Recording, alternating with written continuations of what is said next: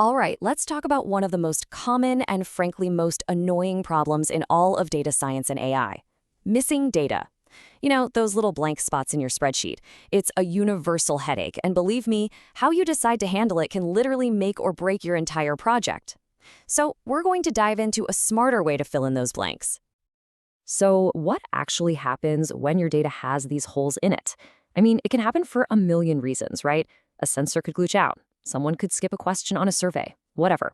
The cause doesn't really matter as much as the consequence. And this puzzle analogy, it's perfect. Imagine trying to build a jigsaw puzzle, but a bunch of the pieces are just gone. You can't see the full picture. In the world of data, this isn't just frustrating, it's dangerous. It leads to skewed models, bad predictions, and insights that you just can't trust. And that brings us right to the heart of the matter, the missing data problem. This is such a fundamental hurdle that, a whole bunch of techniques have been developed just to try and solve it. And the most common one is a process called imputation. Imputation, it's really just a fancy word for filling in the blanks. It's all about making a smart, educated guess about what a missing value should be, based on all the other data you do have. To do that, we look at what are called features, basically all the different variables and characteristics we've collected to help us fill in those gaps. So how have people been doing this for years? Well, for a long, long time, there's been a kind of standard two-step playbook that pretty much everyone follows. It's called impute, then classify. And look, it makes sense. Step 1, you clean everything up. You fill in all the holes in your input data, your features. Then, step 2, you take that nice, shiny, complete dataset and you use it to train your model to make predictions. Problem solved, right? Well, maybe not. This is the million-dollar question. What if this super logical two-step process is actually throwing away the single most valuable piece of information it has? Well, some fascinating research from Nguyen and their team suggests that's exactly what's happening, and they've come up with a much better way.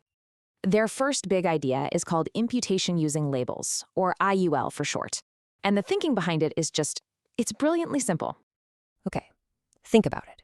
In any training data set, you've got your inputs, your features, let's call those the questions, and you've got your labels, which are the answers you're trying to predict. The traditional method only uses the other questions to fill in a missing question. IUL just asks a really simple question.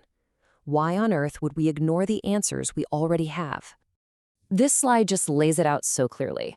On the left, you've got the old way, direct imputation. It looks at all the other features to make a guess, but it completely ignores that label column. But look at the right. With IUL, you bring that powerful label, the answer, into the mix. You're giving the algorithm way more context, so it can make a much, much better guess. And get this, the process itself is incredibly straightforward. First, you just combine your features and your labels into one big happy data set. Then you run your imputation algorithm on that combined data, and that's it. The result? Because you included the label, you've just made your imputation way more accurate. But these researchers, they didn't just stop there. Nope. Their second idea is even more of a radical rethink of the whole problem.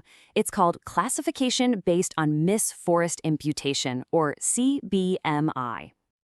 Okay, this is where things get really cool. Instead of this two-step dance of imputing, then classifying, CBMI just merges them into one. It asks this wild question. What if we treat the thing we're trying to predict on new data as just another missing value we need to fill in? The process here is everything. You take your training data with the answers you already know, and you stack it with your new test data. But for the test data, you just mark its answers as missing. Then you throw it all into one giant data set and tell your imputation algorithm, go fill in all the blanks. And by filling in those missing answers for your test data, it's actually making the prediction. The entire job just becomes one giant fill-in-the-blanks puzzle. It's genius. So this all sounds amazing in theory, right? But the real question is always, does this stuff actually work out in the real world? Let's take a look at the evidence. This chart just says it all. We're looking at the classic iris dataset here. On the bottom, you see the percentage of data that's missing. It goes up as you move to the right. The bars show how accurate the model is, so higher is better. Now look at those yellow bars. That's our new IUL method. They are consistently clearly higher than the purple bars, which is the old standard method. And check this out. As more data goes missing, that gap between them gets even bigger. And this wasn't some one-hit wonder. The exact same pattern showed up on other datasets, like this one for identifying types of glass. The takeaway is just crystal clear. If you use the labels to do a better job of filling in the blanks, you get better predictions. Period. A better foundation really does build a better house. So what about that other method, CBMI? Well, the research showed it really shines in a few common but really tricky situations. It's fantastic when your new data, the stuff you're trying to predict, also has missing values. It's a powerhouse on what we call imbalanced data sets, where one outcome is super rare. And it's great with categorical data, things like soybean or car instead of just numbers. By treating everything as one big puzzle, it just learns those subtle patterns better. Plus, it's just one step, which is a whole different way of thinking about building a model. Okay, so let's zoom out. What's the big picture here? What does all this research really mean for how we build AI and machine learning systems going forward? The authors of the paper really said it best themselves. It's all about leveraging the often overlooked labels. That's the key. It's this incredibly valuable piece of information we've had sitting right in front of us the entire time, but we've just been ignoring it during one of the most important steps. So in the end, this whole paper really gives us two simple but incredibly powerful new ideas to play with. First, with IUL, just use the answers to help fill in the questions. It's so intuitive and it works. And second, with CBMI, maybe rethink your entire problem. Turn prediction into one big, unified imputation puzzle. And that really just leaves us with this one last fascinating thought. This whole breakthrough didn't come from some insanely complicated new math. It came from just rethinking a basic assumption we've all been making for years.